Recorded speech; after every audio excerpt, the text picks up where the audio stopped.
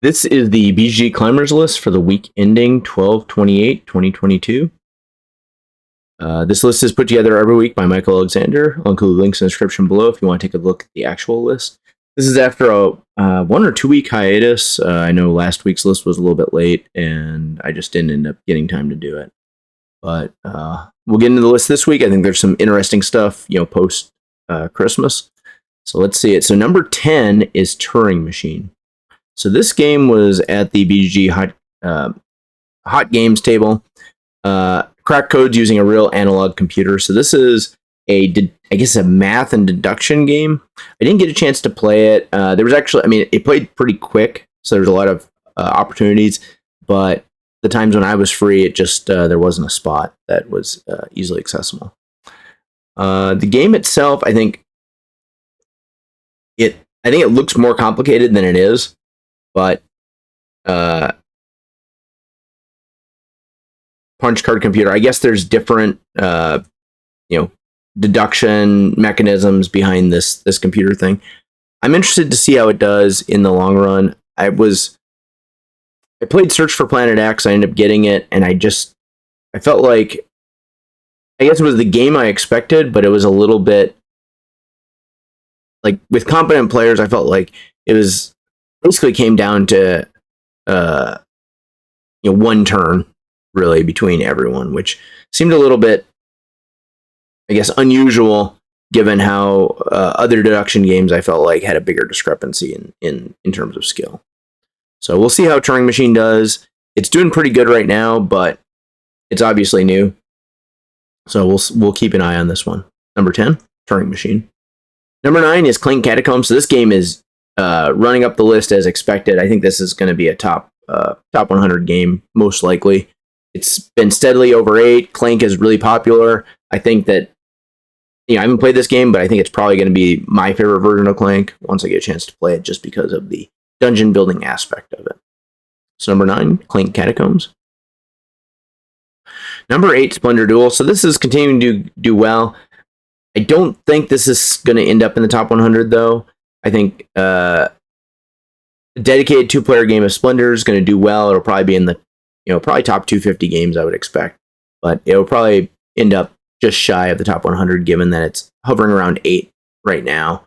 And that's probably going to come down as people play it more. So number 8, Splendor Duel. Number 7, the Exit game Advent Calendar, Hunt for the Golden Book. So I'm not going to go into this in case there's spoilers in the pictures, but this is essentially an Exit Advent Calendar, which they've done, I think, for a couple of years now, and it's been pretty popular. It has 24 kind of smaller Exit challenges, and I think people really like that. It's a short game they can play each day leading up to Christmas. Will it be in the top 100? Probably not. I just don't. Oh, that glitched out. Will it be in the top 100? Probably not. It's, I think it's going to have limited sales, so it's just going to be limited from that aspect. And I don't think any Exit games are in the top 100, even though a lot of people tend to enjoy them. Number 7, Exit game Advent Calendar. Number 6, Darkest Dungeon, the board game. So this is doing a little bit better. I think that some of these negative reviews were maybe the expectations for people were higher than what happened. I think there was some shipping issues or something with the game, which tends to lead to a little bit more negative reviews.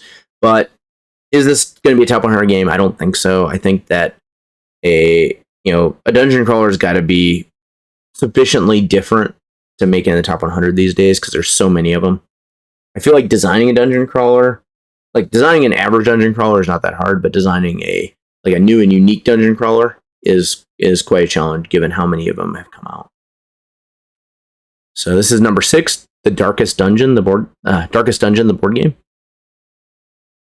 Number 5, Elder Scrolls V Skyrim, the adventure game. So I think this is getting pretty good reviews from reviewers that have played it.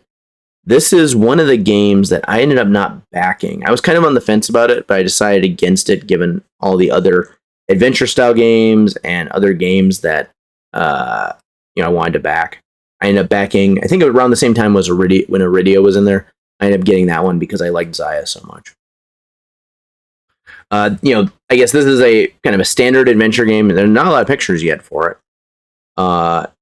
It's on the medium, a little bit above medium weight list, and you're gonna basically kind of play through Skyrim, is my understanding. And there's some campaigns, a lot of magical items and gear, and overall the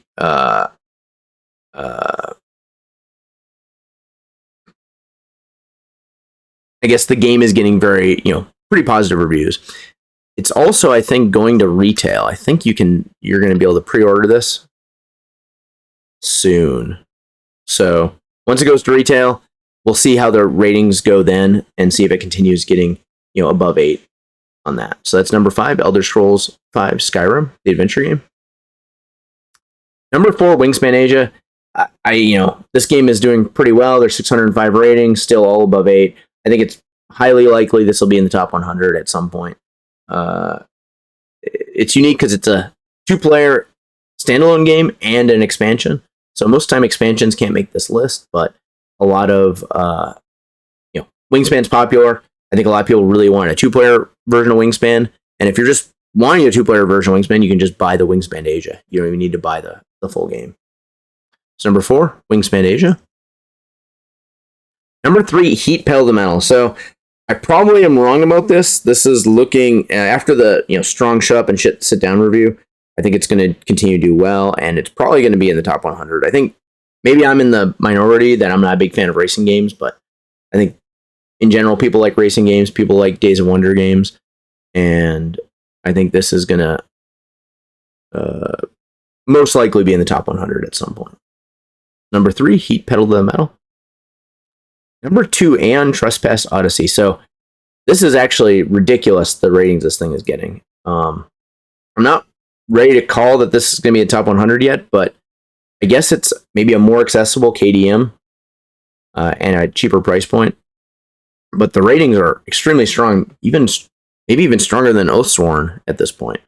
And there's 787 ratings, which is a lot for a game this size. So let's keep an eye on this and see, but assuming it gets enough ratings and it doesn't come down much, it's going to easily get in the top 100. Number 2, Aeon Trespass Odyssey. And number 1 is the copies are just getting delivered. Actually, I need to still do my video for this, but it's Hoplomoctus Victorum. So this is the latest game from Chip Theory Games. It's a solo-only game, and it also this one also included the older version of the game, which was just Hoplomoctus, but they remastered it. So most people probably got both pledges. I was fortunate enough to get on the Strategist pledge for Chip Theory Games, and I'm a fan of their production. For me personally, I feel like their games are hit and miss, but I think that this game is going to be really good. It's one of their probably their simplest entry point. And since it's solo, you don't have to worry about teaching other people the rules or anything like that. Overall, I'm excited to get a chance to play this one. I probably won't get a chance to play it over the holidays, but maybe in January over like MLK weekend or something, I'll bust it out and maybe do a video on it. Is it going to be in the top 100? I don't know. I don't know if there was enough copies of this sold today to make it in the top 100, but since Chip Theory Games sells all their copies to their store, maybe over time it has an opportunity. So there you have it. That is the BG Climbers list for the week ending 12/28/2022. If you like this video, please like and please subscribe, and please take a look at our other videos. Thank you.